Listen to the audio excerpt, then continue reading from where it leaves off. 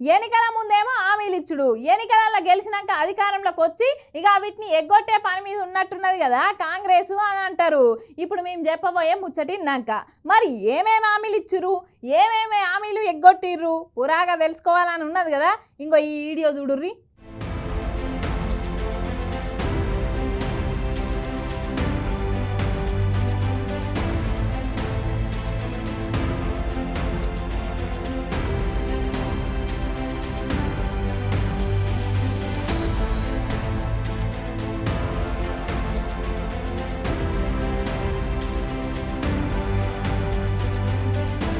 ఈ సమగ్ర శిశు అభియాన్ వల్ల పంచాయతీ అయితే ఇంకా వర్తలేదు పోండ్రి. నిరసనలు ర్యాలీలు తీరొక్క తీర్ల ధర్నాలు చేస్తున్నా కూడా సర్కార్ అయితే నిమ్మకు నీరెత్తినట్టే ఉంది.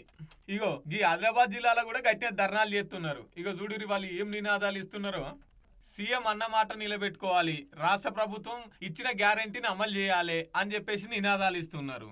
ఇక ధర్నా కాడికి ఎమ్మెల్యే పాయల్ శంకర్ అన్న వచ్చి మైక్ అందుకొని ఇట్లా మాట్లాడుకొచ్చిండు. అసెంబ్లీలో మాట్లాడేటువంటి ప్రతి మాటని చర్చకు పెట్టినటువంటి సందర్భంలో కాంగ్రెస్ పార్టీ ఇచ్చినటువంటి హామీలు రాష్ట్ర ముఖ్యమంత్రిగా ఈ రోజు ఉన్నటువంటి రేవంత్ రెడ్డి గారు ఆ రోజు పిసిసి అధ్యక్షులుగా మాట్లాడినటువంటి మాటల్ని గుర్తు చేస్తే రాష్ట్ర ఆర్థిక పరిస్థితి మాకు సహకరిస్తలేదని చెప్తారు. మరి ముఖ్యమంత్రి కుర్చీ కొరకు రాష్ట్ర ఆర్థిక పరిస్థితి ఆ రోజు ఎట్లా మీకు తెలియదా?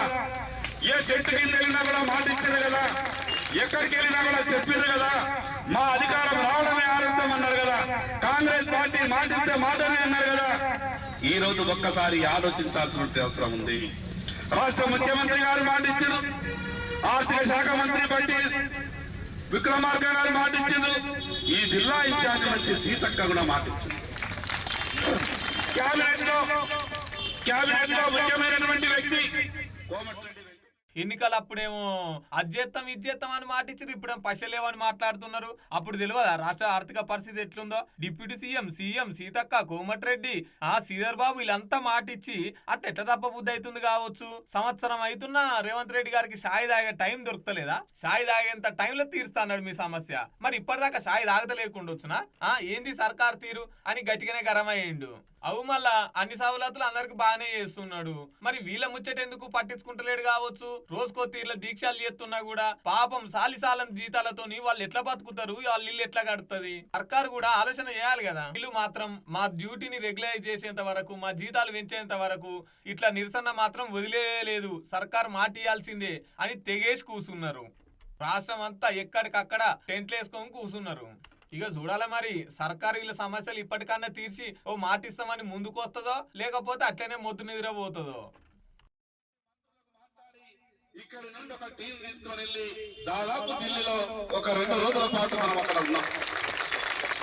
ఆ రోజు కేంద్ర ప్రభుత్వం పెద్దలు చాలా స్పష్టంగా చెప్పిండు, ఇది రాష్ట్రానికి వెసులుబాటు ఉన్నది, మేము ఇచ్చేటటువంటి వాటాలో ఏ కోతలు పెట్టము, రాష్ట్రం ఏ నిర్ణయం తీసుకున్నా మేము 100% మా సంఘీభావం ప్రకటిస్తామని వారు చెప్పారు. నేను అనుకున్నా ఈ ప్రభుత్వం కన్నా ముందున్నటువంటి ప్రభుత్వమే మన సమస్యని పరిష్కారం చేస్తుంది అని అనుకున్నా. నేను అనేక సందర్భాల్లో ఆ రోజు మాట్లాడినా, కేంద్ర ప్రభుత్వం ఒప్పుకుంటే రాష్ట్ర ప్రభుత్వం ఇదంతా కూడా తెలంగాణ ప్రభుత్వం కదా, తెలంగాణ నిరుద్యోగుల సంఘం పట్ల, నిరుద్యోగుల పట్ల మరి ఆ రోజు ఉద్యమంలో పాల్గొన్నటువంటి మాటలన్నీ కూడా ఆ రోజు కేసీఆర్ కు గుర్తున్నాయి కదా, సమస్య పరిష్కారం అవుతుందని చాలా ఆశతో ముందుకెళ్ళిన. కానీ ఆ రోజు సమస్య పరిష్కారం కాలేదు. ఇక తర్వాత జరిగిన విషయాలు, రాష్ట్ర కాంగ్రెస్ పార్టీ అధ్యక్షుడిగా ఈనాటి ముఖ్యమంత్రి పెద్దలు రేవంత్ రెడ్డి గారు ఒక మాట ఇచ్చారు. కాంగ్రెస్ పార్టీ ఈ రాష్ట్రంలో అధికారంలోకి వచ్చిన వెంటనే ఛాయ రాయినంత సేపులో మీ సమస్యని పరిష్కారం చేస్తామన్నారు.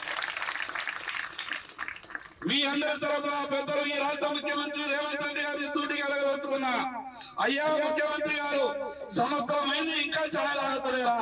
సంవత్సరమైంది ఇంకా ఈ సమస్య పరిష్కారం మీకు దారి దొరకలేదా? ఈ ఉద్యోగులకు మీరు సమాధానం చెప్పాల్సిన అవసరం ఉంది.